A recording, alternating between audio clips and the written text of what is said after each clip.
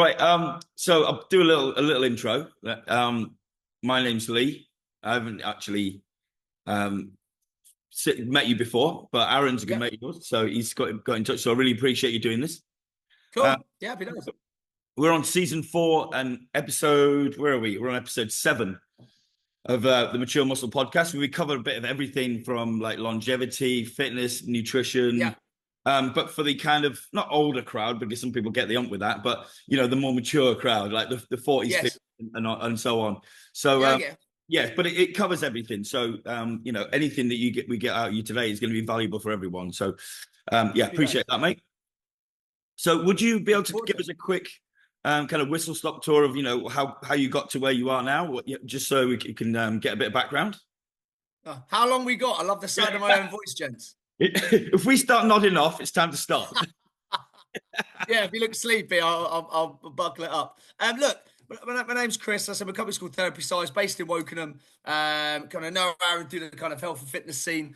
Real nice to meet you as well, Lee. Look, I was in the Marines just short of 7 years, Royal Marines Commandos, up until 2013. Absolutely loved it. A couple of tours of Afghanistan. Came out purely for family. We haven't probably got time for it today in today's story, but I've got 4 daughters, a beautiful wife. Our eldest 2 daughters were from my ex-partner. Came back from Afghanistan, got full custody of my 2 young daughters at the time. They were 4 and 2. Fast forward now, they're now 17 and 15 shortly this year. But I got full custody, came out the Royal Marines, went into personal training, loved the PT side of things. But for me, my real passion lay with everything the mental game. And I always make the joke now that if you've got teenage daughters, you know why psychology is important. But at this point, obviously, my girls weren't as old, right? But yeah, I did the PT thing. Still do some work around that skin, but a lot of the work I now do is the mental game. So fast forward now to 2025. I got my master's in psychology, various other quals, and the clients I work with now is about getting the absolute most out of their mind, right? Because we've got one brain, but we can get upgrades over time when it comes to the mind. So I like making my clients' minds as strong and amazing as they can possibly be. Well, that's good that you can still get upgrades as you get older, because that's one thing I was going to ask you about is, obviously with things like dementia and everything, so this Yeah. deterioration of the brain as you get older, but is that something that you can combat then? Yeah, definitely. I think when we're going to get into the kind of more extremes of dementia, Alzheimer's, specific conditions, Yeah. it's on a real individual basis. But in terms of like upgrades for the mind, like neuroplasticity, the fact that the mind can change over time. And I always like to use, if I'm honestly, and a bit of an example with the phone. You know, you have your phone, you buy it, and then over time you get those upgrades, you get those updates. Now, as we know with phones, gents, the updates don't always help, right? Sometimes it can slow it down, but we do these upgrades, these updates over time. And to be honest, I think just like I'm sure you've had some amazing guests on this podcast with with your philosophy on training as well, effort, discipline, putting the work in, progressive overload. You see results over time by being really proactive with your skills and abilities and your training. To be Yeah. honest, it's exactly the same for the mental game. It's exactly the same for the mind. It needs effort. It needs discipline. You need to be proactive. You need to put the work in. You need to try different things, just like exercises, right? Some exercises we get on really well with, some Yeah. exercises we don't. Some workout routines that our best mate down the gym got on really well with. It doesn't quite well for us. But with the mental game, it's very, very similar. You got to try new things. You got to put the work in. So when you say like exercises and stuff, like obviously I've seen and read all your looked at your toolkits and stuff. So what's one that you kind of use like now and like often that works for a lot of people they can use like straight away? Is there something that's Oh, cool. real straightforward everyone can use?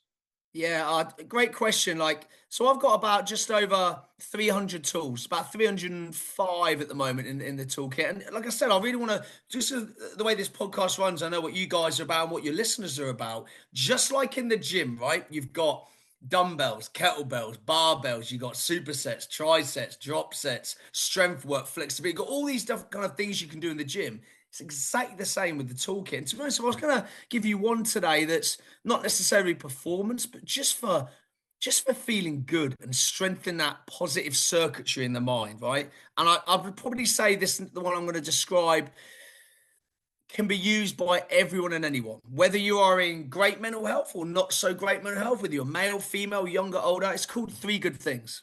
All right. And for me, I like to talk about this a lot because there's no one that doesn't get on with this, boys. You know, there's no one that doesn't get on. It's as simple as this. At the end of the day, you're laying there, you're relaxing, you're about to put your head down for the night. Your last 3 conscious thoughts before you go to sleep, shut off for the night. 1, 2, 3. You think of 3 great things from that day. Now, when I say 3 good things, if there's an emotion or a feeling that you're trying to get better at the moment, it might be confidence, it might be gratitude, it might be being positive, seeing the good in people, anything, being disciplined. You can replace 3 good things with 3 positive things, 3 grateful things, 3 disciplined things. But the key is to do them from that day. Everyone's got 3 things from that day that they can feel proud about, they can feel great about, they can feel happy about. And it's just about sitting there for a couple of minutes, closing your eyes and savoring those 3 things. Now, just without going into too much detail, one, it makes you feel really great in the moment. You know what I mean? Like you're lying there, you're relaxing, you think about 3 good things, and they can be really small things. They can be something small like I've got 4 daughters. It might be something small like the look one of my daughters gave me before she went into school. It could be something really big like when I go to sleep tonight. I think one of my 3 good things is going to be sitting on this podcast with you two, right? It'll be my thing. But the key is it helps you in the moment. But the real key for me that separates this from a lot of other tools is the more you do this and the more you do it every single night, that pathway to access that emotion gets stronger and stronger and stronger. So when you need it, it's already trained. It's already good to go. It's already been developed, practiced, rehearsed. So it's a really powerful tool. 3 good things every night. Cool. That's a great idea. I think it's like one of those, you know, sometimes when people feel like they get, what's that thing where they feel like they're not like valuable enough for the role or whatever. And you just kind of just go back and go, actually, no, I can do this, this and this and this. And that's like, so for us, say like, oh, you feel like a shit trainer one day, you go back, oh, look at the results. You go, yeah, we can do it. That just one client's a bit awkward. You need to try a different coaching style. Like imposter syndrome. Yeah, that's it. Yeah, that's it. Yeah. You have to look back at what you've done, but yeah, like you say, do it daily, and then I guess that makes like anything small. I guess like so. Say if you've done fuck all day, like, but what like it can be as small as like you just got up and made the bed. Yeah. It can be anything. That's the beauty of this, gents. Like it really can be anything. And what you find when you start doing this, it's probably going to be quite hard. You might have some days where you go, I've had clients literally sit there and go, nope, I haven't got any. I'm like, hey, give it a go. And before you know it, they start doing this regularly and they are going, I can only pick 3. It's 3 good things, not 20 good things. But it's the fact that it's to you.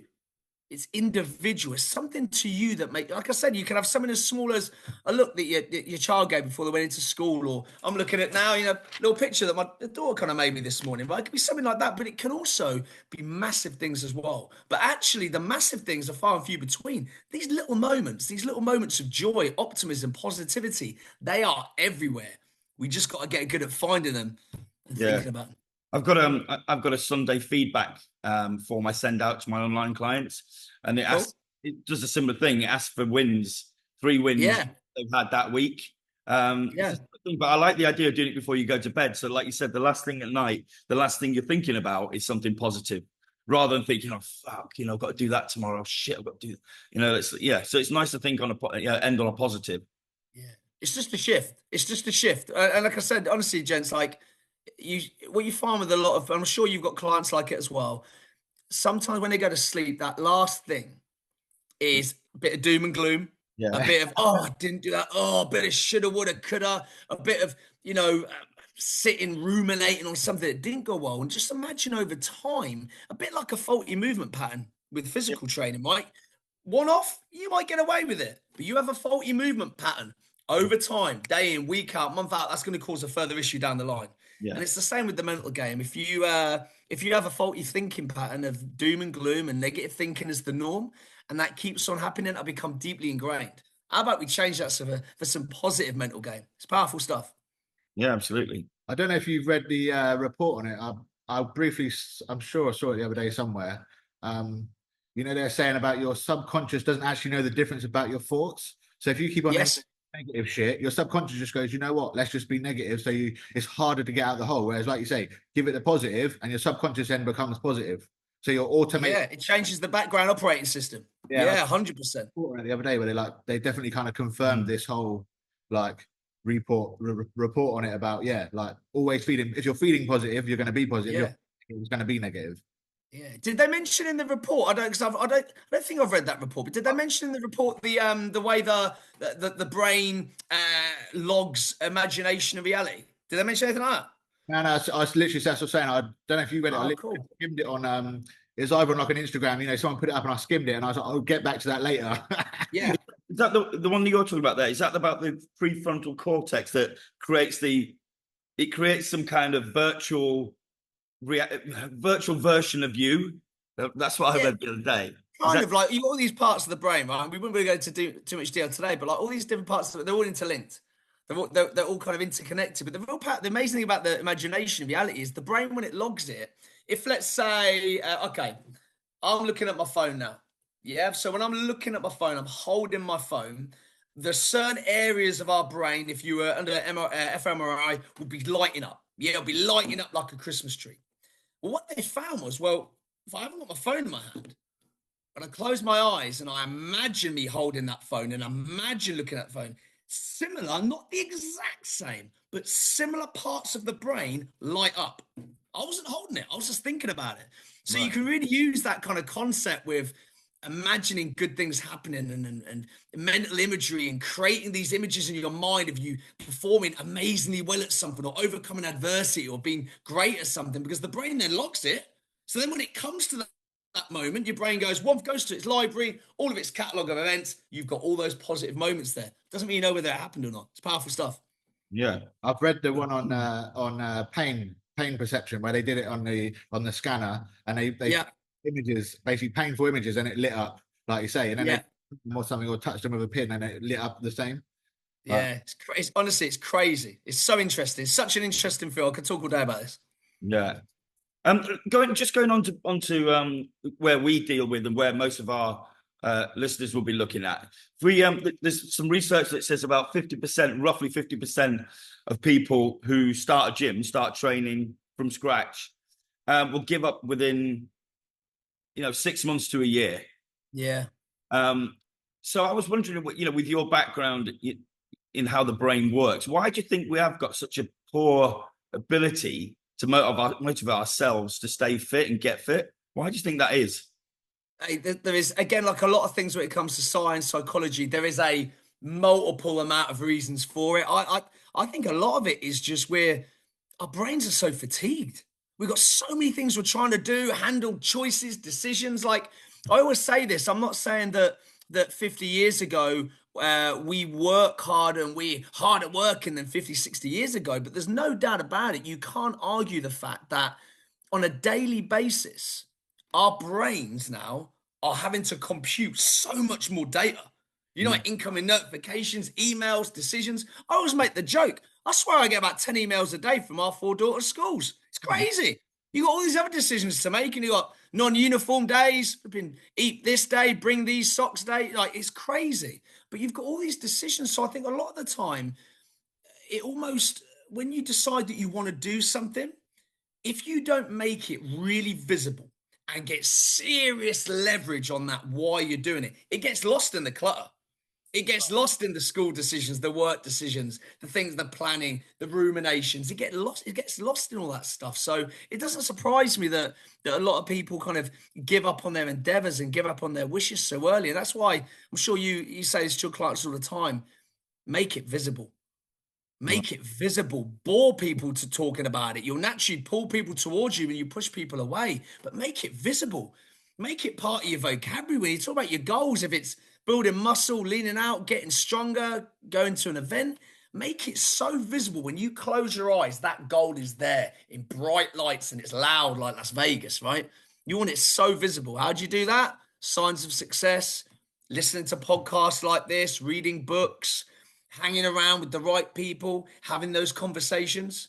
So yeah, powerful stuff. I think a lot of the time when it comes to goals not getting met and people starting routines and giving up 5-6 months later, I think it gets lost in the clutter because we get that shiny object syndrome. Oh, look at that. I'll do that now. And then there's that. And then before you know it, you're not doing anything, So you got to get back to prioritizing, basically. Just, changing your life around it rather than just letting life get in the way. Yeah, but kicking the asses are the less committed as well. You know, like there's lots of people that are interested in this stuff. Like I'm sure you see it day in day out with. Look at you both. Right, you're clearly strong. You're clearly fit. You're clearly disciplined. You put the work in. You're committed, right? And there's a lot of people that are interested but not committed. So if you really want to, yeah, that's what I would say to people. There's 3 stages, right? You got to make the commitment, get a bit of public accountability, and then take daily action. And that first step is so important because before you take action, before you get accountability, you've got to own it in here. You've got to own it in here. It's not enough just to be interested. You've got to get committed, like literally play full out. And the people that normally do the best in lots of different arenas have owned that first step.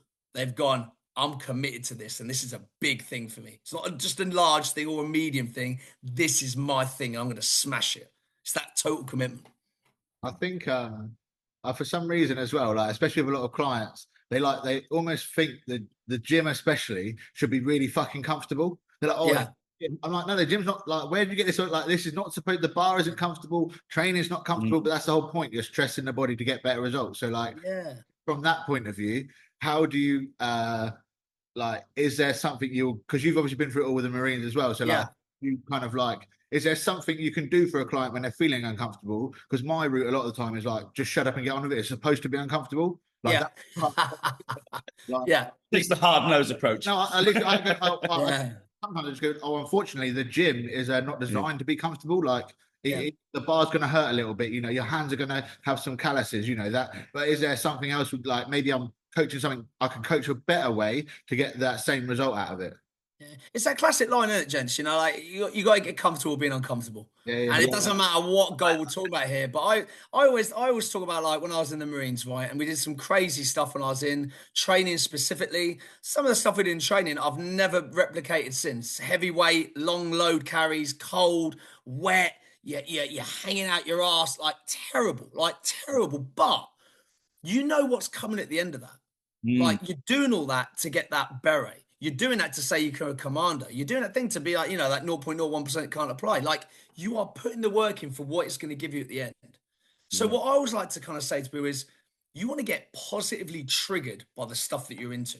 You'll hear about people say, oh, that triggered me. Oh my God, that's so triggering. Well, how about we get positively triggered? Positive trigger. Yeah, man. Like, let's get, okay, wow, that was tough. But where's this leading me towards? Is it leading towards being in the best shape I've ever been? Have I got an event coming up? Do I want to hit a PB? Do I want to achieve something that I've never achieved before? I don't know about you boys, but like sometimes it's that feeling like, you know, I've done things over the last few years from a personal point of view, not a client's point of view, where, you know, marathons, boxing, various runs. And isn't it cool that at any age, if you really put your mind to it, you can do something whether you're 30, 40, 50, 60 and go, wow, I've never done that before in 50 years or whatever it might be. You know, maybe, I don't know, a client that's never ran a 10K before, right? They've done 5Ks, 8Ks, 9Ks. And then they're 60 years old and they go out on a 10K and they go, in 59 years, I've never done a 10K. And I have this year. And it just like, wow, it just blows it all out. You know what I mean? Like it's exciting, but it's but get triggering, get triggered by the fact of what it's going to give you. You know, for me, I'm really big on this stuff just because of the depths to the extreme of how tough Lympstone was. Like I got no issue saying it. Like everyone's at different levels, but Lympstone is designed. It's designed to obviously create commandos, but it's designed to filter out the people that don't really want it enough. And it will find you out. It will find your weakness. It will find that moment of, nah, it's not for me. They'll get you at some point unless you just really, really want it. So like for me, I was kind of getting a bit of leverage with my kids, my family, what I wanted. I knew what, you know, if I got a green beret, I could then do this, I could do that, I'd do that. Now, randomly, yeah, it's weird how life works. I was only in for like just short of 7 years. I planned on staying there a lot longer, but my kids came first at that point. But when I was in training, I was thinking, well, you know, I can get my beret there. I can represent my country. I can fight abroad. Wow, I could become a PTI. I could become an air crewman. You never know. I might want to go SF. Now, none of that stuff ended up happening in the end because I left before that potentially could have happened. But that desire, that excitement of that enthusiasm to go, that's what this is going to give me. The hardship right now is getting me towards that. It's only temporary. I'm going to look back in a few years and go, yeah, I remember that wet honking day and flipping in Dartmoor. Yeah, thank God I'm not doing that again. You know, if it is, it's out of choice. So I guess you see a lot of people as well. So do you think there's I guess people don't have those endeavors anymore. You know, they don't want to push themselves. They don't like it's like I do see a lot of clients. They're like, you know, there's nothing past the work and the TV and the kids. Like, so how it? I don't know what I'm trying to say here, but like, do you mean that you need to create something for them? Do you feel like you create something for them, or do you just like, I like a good deep question as well. So sometimes I will say, to them, like, what excites you? Like, what do you do except on the TV? Like, what did you used to do? And see them start brightening up a little bit, going, oh, I used to do this, I used to do that. But like, I guess it's trying to pin those moments of joyfulness, like, and go like, there's nothing stopping you now. Like, it doesn't matter if your age or whatever. Like, you can still go for it. Yeah. There's loads of questions, right? There's so many questions. It's like, you know, it's like that classic question of, if you knew you couldn't fail, what thing would you go out and do?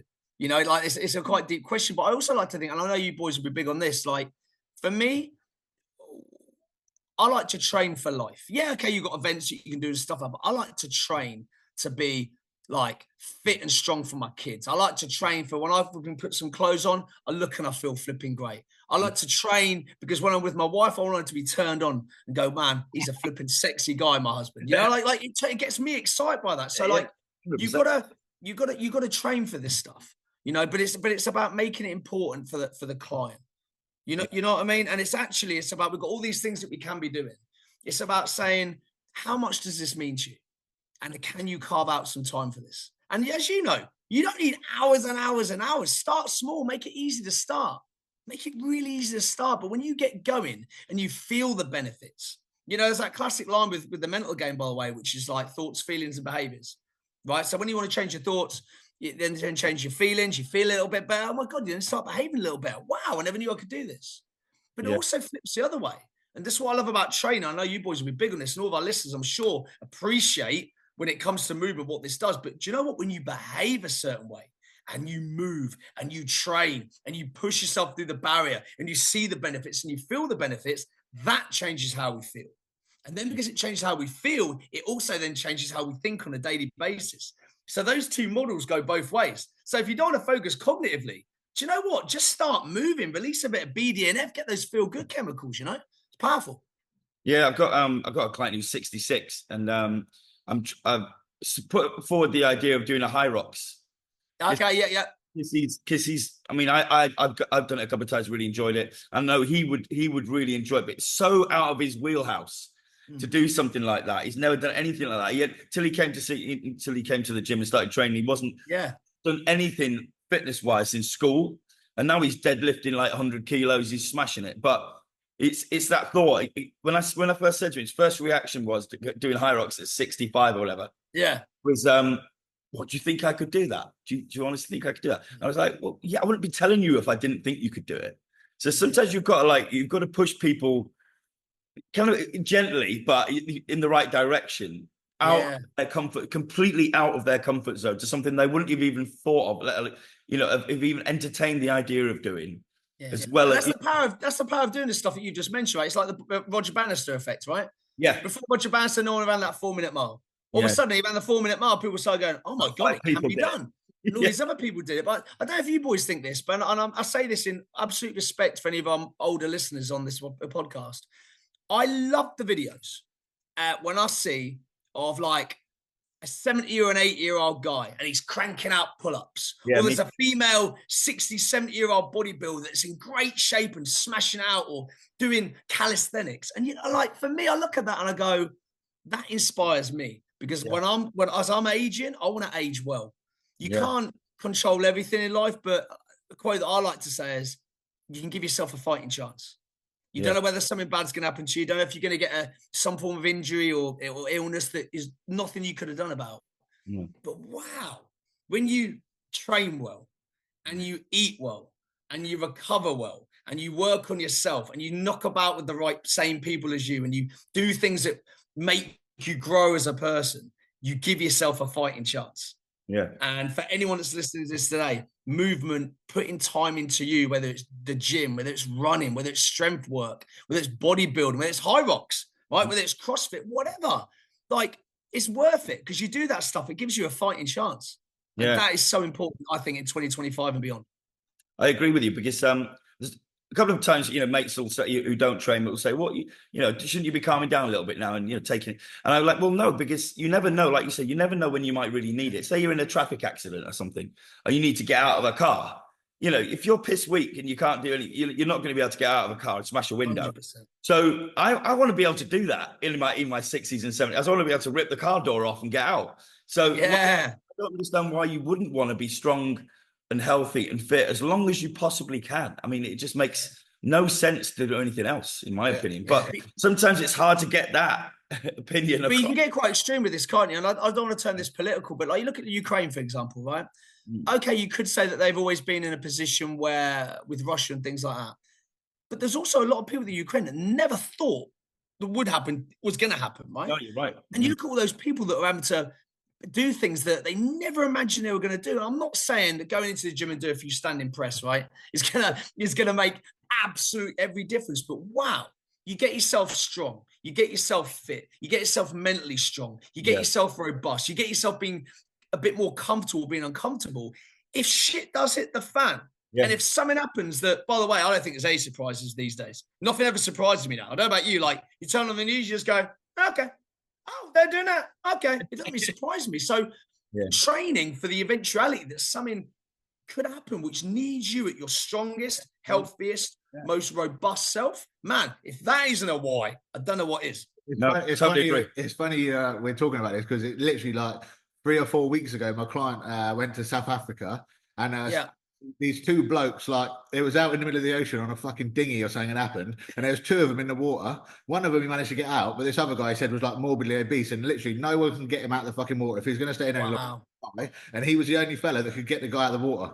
And I said, well, there you go. That's from all the deadlift and the bench here. And he goes, and he actually come in and goes, "Oh, I just want to thank you. I saved someone's life from the training." I was like, that's fucking well weird. Like, no one could get him out of the water. So he had to go and, like, half of this guy, like 120, 130 kilos wet out of the water. Yeah. He was dead. He was like, I was like, that's fucking cool, man.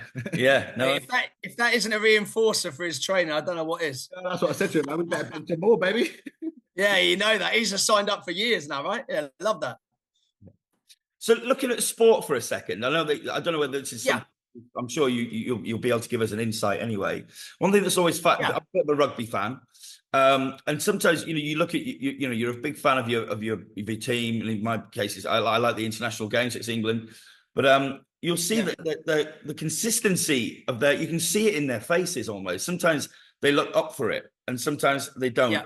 And the heads drop halfway through a game, and even at that level, they're obviously representing their country. They're being paid very well for it.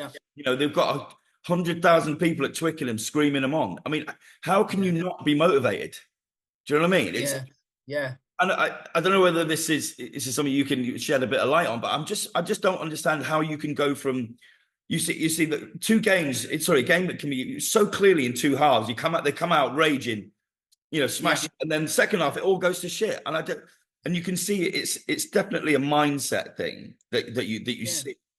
And is it really difficult to switch that mindset if you're starting to lose? Like, is it is there something you can do that makes you think, right, fuck this, I've had enough of this, we're gonna come back and win this?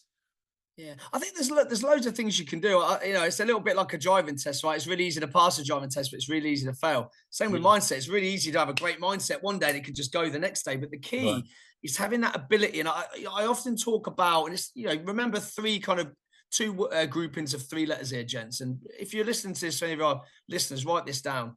Awareness, choices, execution is the first word, ACE, right? With better awareness, you can make better choices. You can execute, take better action. It's becoming aware of if you're starting to go down that route of lower motivation, not being up for it, rather than it being reactive and it's been, I don't know, you come out for the second half, they've scored a try, you're all over the show, and then having to react.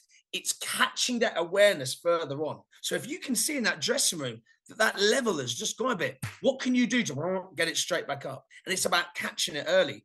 Then when you're on the court or the pitch or the track, something else you remember is triple R, right? First, you got to recognize it. Yeah. I've recognized that I'm not exactly where I need to be.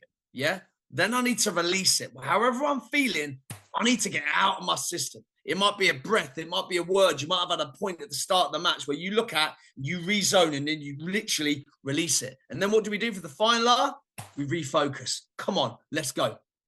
And having that breath, having that release, having that recognition is a powerful tool. So you've got kind of the awareness, catching it before it gets too deep and you come out less motivated and less driven.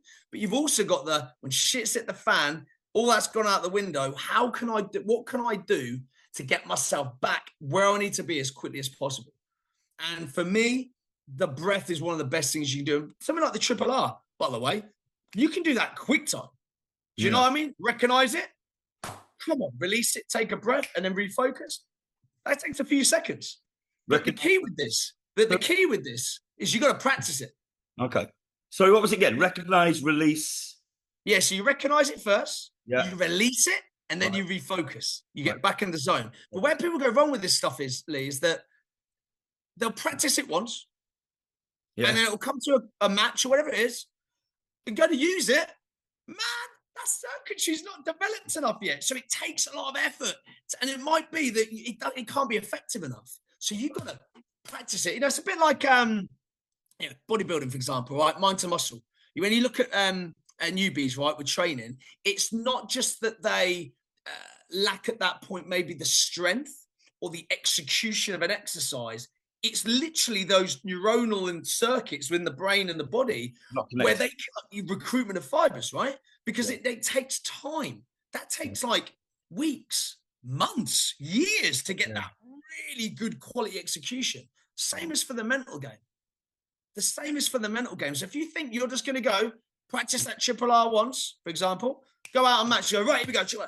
Man, it might help a little bit, but to get it really effective, practice it. That's why I talk about no 0 days, man. You know what I mean? Like this stuff you got to practice every single day. Now, I'm not saying the same tool every day, but we brush our teeth every day. We drink every day.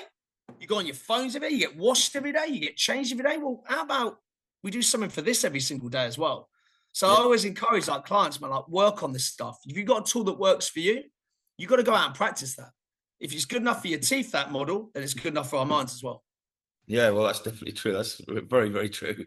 Yeah, NFL clip when they mic'd up, I can't remember, Aaron something, and he's basically walking up and down the line going, what the fuck are you fucking doing, man? You've worked so hard to get here. Like, don't fucking let it down now. It's time to fucking go. Let's go. Yeah.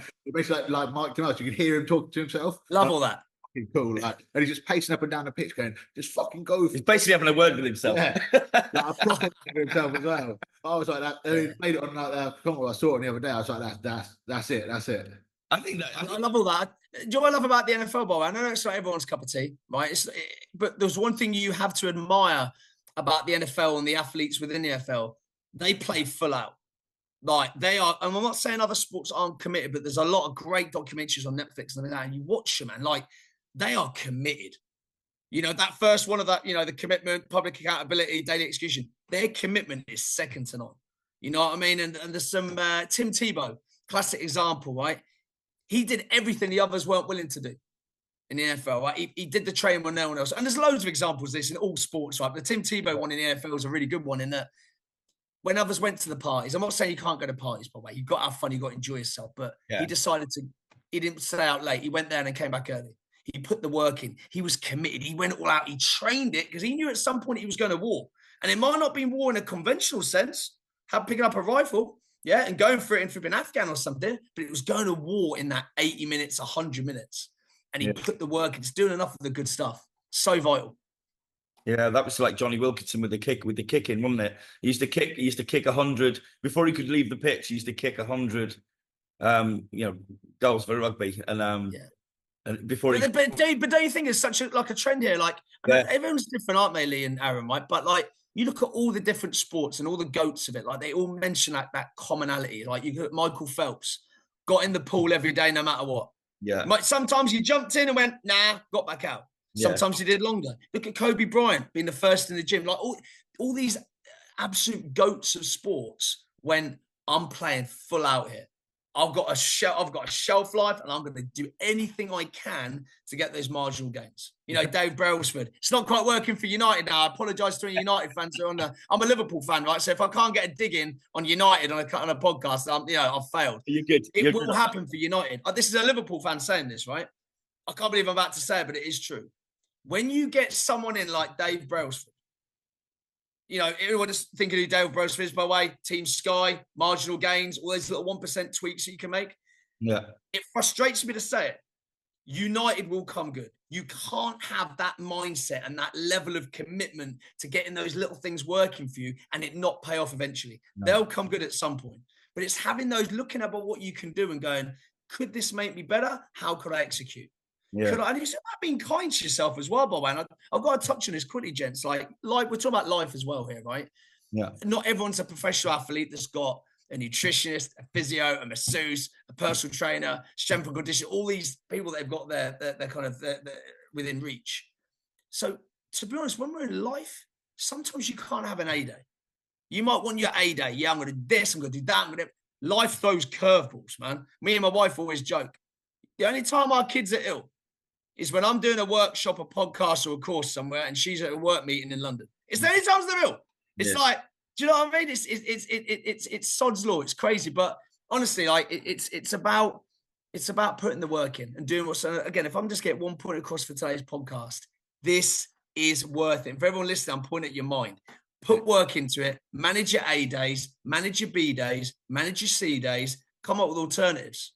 You know, like just bringing it back to what you guys do with training, right? It's you might have a training plan and your goal for today, going back to the ABC, was the 60-minute workout, for example. Sometimes life throws a curveball.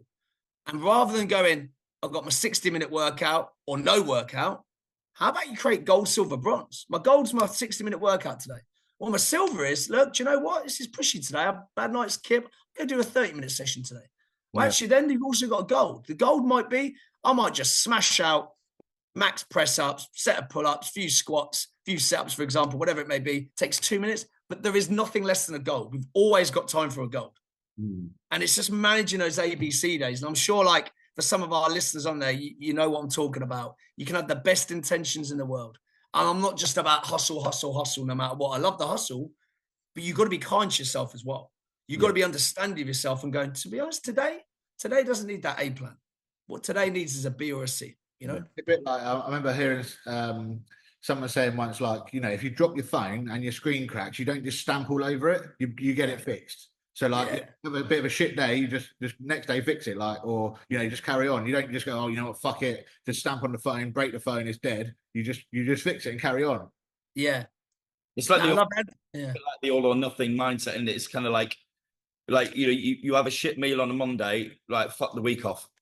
Yeah, you know what I mean. You got like, you talk yourself into, like I said, it's pointless. I'll start again next Monday. You know, that's one of my pet hates. Is like, you just got to start the next hour. We were at the boxing club though, and I'm sure you can relate. Like, it's all about trying to stay as aligned and consistent as you can possibly be. We used to have like young boxers at the boxing club, and they might have an injury, right? And if it's an injury that you can't train with, 100%, I'm a parent myself, no issues. But let's say they've sprained their left wrist, right? They can't throw a jab. Well, do you know what? Come in anyway. There's some footwork you can do. Yeah. There's a bit of cardio you can do. There's a bit of core work you can do. Do you know what? You can just come and watch a couple of the more experienced boxers and just learn from them for an hour. There's always something you can do. And I think that's when we heard me earlier talk about no 0 days. It's about, what can I do today to stay aligned and to keep focused on that big end goal that I've got? And even if you're injured, what can you do? You can listen to a podcast. You can read a book. You could do some mobility. You could do some stretching work. You could go and speak to someone just about training, engage in a conversation. There's always something you can do. And when you adopt that no 0 days, it kind of becomes a game of, what can I do today that I can still get that tick in? You know what I mean? I don't want any gaps, because if there's a gap, it's going to stand out. So what can I do to still get some form of progress in my goals? And when you start getting creative, there's so much stuff you can do. Listening to something, watching something, doing something different, whatever it may be. But set yourself a challenge. Go like, Joe, I'm going to have a period of time where, you know, bear in mind it's the 26th of February, right? You might go, okay, Chris, what are you saying about? Well, how about March? Why don't you set something for March week? I'm going to do something every day for my goals. Something every day. Get creative. How many ways can I tick that box in this next month? You never know. You might do something aligned with your goals that you've never done before, that you look back on and laugh and go, oh my God, I'm in my 40s. I can't believe I've never done that. That's not going to become part of my plan moving forward. You don't know what you don't know. Apart from the Marines, what do you think you struggle with daily on those sort of things? Is there something that you like struggle with? Because always see you do your kettlebell swings and that, and you're always smashing it. So is there anything that you kind of like go, you know what, it fucking pains me to do it, but I get it done? It's I think for me, and it's something that I've worked a lot on. It's a really good question, by the way. And for me, it's always reinforcing the things that I preach. And what I mean by that is controlling the controllables. It's so easy to try and control everything when you like managing the best version of yourself. And again, I like to use examples of my daughters, for example. When you talk about other people, you might have some control management over them, but other people are going to do their own thing. And so what I'm always working on is you can't control everything and everyone, but it's just about kind of going, I'm okay with that. I'm going to try and help my daughters. I'm going to go and do this today, but some things you can't control. Like, I always joke about the weather, boys, right? Like, one of the biggest things I like about this time of year, and I can't really say it today because it's grey out there, but it's starting to get sunnier. It's going to start getting warmer. I flipping love the weather. I can't wait for it to change. There's no doubt about it. I'm a happier person when it's sunny. 100%. But I can't do anything about it. It's a fact. I can't do anything about it. So you've almost just got to cast it to the side, So, yeah, for me, I wouldn't necessarily say there's a major issue that I'm working on right now. But what I find, and I get excited by it, is always asking myself, am I following what I preach? And is there something that actually I need to reinforce right now? Is there something that I need to work on a little bit? Because, again, life does throw those little curveballs. And actually, it's in those moments of curveball or issue when something will present itself that you go, okay, that framework or that concept up there just needs a little bit of a tweak. It needs dusting off a little bit. It may be like you have a moment where a few negative thoughts come about. I'll be like, okay, cool. I'm going to use that tool, Nats to Rats for that. Brilliant. I need to go out and execute that. It might be that over half term, for example, I realized that there was lots of moving parts. Well, actually, what I needed to play on a little bit was before half term was work on consistency success systems, a couple of backups.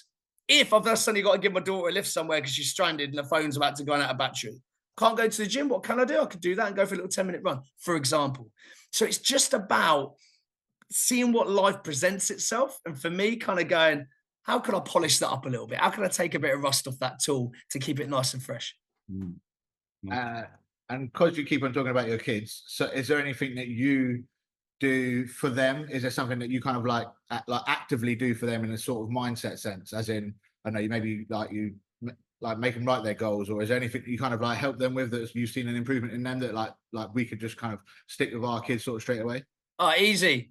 Jump on fears straight up. They say there's something that they could do at school. Well, let's jump on it. Let's go for it. No, let's go for it. You mentioned to me that you just mentioned this talk you might have to give at school. You didn't need to mention it. You've mentioned it to see how you were going to feel. Let's jump on it. How can I help you? You know what I mean? Like that for me is jumping on fears. I think the other thing that we started doing a year ago, and I'm talking to all parents out there, we never used to do this. And I really don't want to sound preachy. We went on a parenting course, right? And because we were like, do you know what? We've got teenage daughters. I've never had teenage daughters before. I'm not a girl myself either. Like, if I can go on a course and learn about some stuff, then that's great. And something they talked about in this course was like a family meeting, having a weekly family meeting where not like board minutes and everyone's there. We're like, I'm not saying it's that formal, but so we now do it on a Sunday night at 7:00, right? We sit down and it's before the little ones have gone to sleep and we just take it in turns, smallest to oldest, right? How's your week been? Anything you want to present? Talk about, bring it to the table. Comes to me and Emma. Emma will just talk about a couple of the chores for that week, a couple of things we got on. And it gets everything out in the open. And the reason why I love about this, and like I said, we never used to do this until a couple of years ago, but it's become such a cool tool, is that it creates a really safe space to communicate. And when we first started doing it, by the way, it's funny, you get the kids no, or they say something silly. Do you know what I mean? Like just a ridiculous remark. You go, yeah, you're just trying to get a reaction. It's funny. But what we found over time is that space gets respected and that space builds trust. And so if and when there is a week when one of them feels like they need something they can just say it. And it has been a game changer for our family. There's always going to be curveballs, right? Different people, different mindsets, different ages. every day we're learning as parents as well, right? You know, we got this year 17, 15, 11 and 6 they'll be, but we're always learning. But that kind of weekly meeting for me that we set up, I'm so proud we did it, and it's given so much value, and it's so simple. Some of those meetings, by the way, last like a minute or so. There might be not much to talk about, but it's happening no matter what. And I think that builds trust and respect, you know, and if you can have that, you can build a lot from that. Like a non-judgmental environment, I'm guessing. Is just like, because if someone's afraid of bringing something up because how you react, then they probably wouldn't anyway, whether it's a meeting or not. So it comes down to you presenting it in the right way, doesn't it? But it's just creating that safe space. You know, it's like when you have one-on-one session with clients, right? They might have their goal of A, but what you find is that when you work with them over a long period of time, that rapport is built, that trust is built, and they might present something that you go, wow, I never knew you felt like that. And you'll start talking about things because that trust has been built. Yeah. Even though you might live together, you might have a family together, you've obviously known each other since your kids were born, but just having that little bit of space every week where they know no matter what, they can talk about something or share something or ask a question is so powerful. And like I said, I say it in a non-judgy way because we didn't used to do it. But we went on this course to say, how can I learn more about being a better parent to teenagers, right? And this popped up on that course. And I was like, wow. And I've now mentioned that to clients who have got teenage kids, and they've started doing it as well because it's quite a cool thing to do. And it doesn't take long, but it's a bit of an investment in time. You know what I mean? And let's be honest, if you can't show your kids that you can give a couple of minutes to the family each Sunday night, of all the minutes in a week, 168 hours in a week, and you're just saying, and you're just saying, hey, look, 5 minutes for this. Yeah. What does that say about your commitment and consistency as well? So it's a nice thing to do. Yeah. Just looking at nutrition for a second. Yeah. Any opinion on nootropics? You know, to try and get the brain to kind of. I know it's kind of not. It's not the psychology side of it, but it's the brain to work better. Is there something that you find works quite well, or that you? Right, there's so much science coming out on a daily basis. I think the problem with anything like this is when it starts coming out, you get people jumping on a bandwagon, creating brands, white label products, or stuff like that. But there is no doubt about it.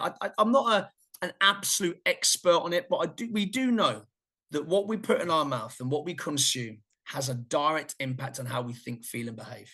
So if there's something, give things a little go, as long as it's not legal, right? And it's not too dangerous, give things a go. Like for me, I'm quite big on mushrooms.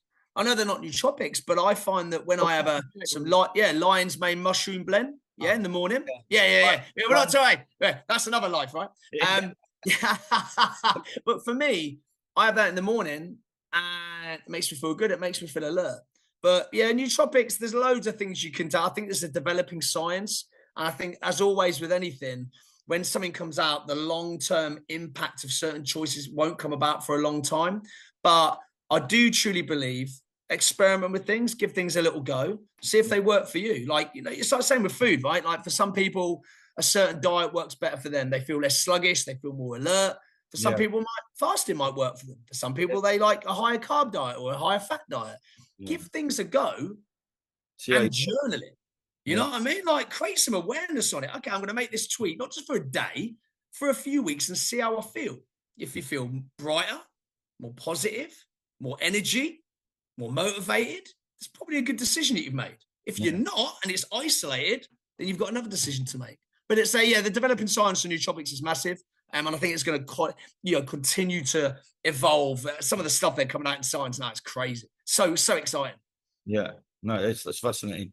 Mate, that's been brilliant. Hold on, before we wrap this up, top 3 books for the brain. Oh, man. Top 3. I don't give me a whole list because you've probably got hundreds. Top 3. Not necessarily the brain, but a philosophy on life, the 5 a.m. Club. Robin Sharma. Yeah. James Clear, Atomic Habits, that will come out a lot.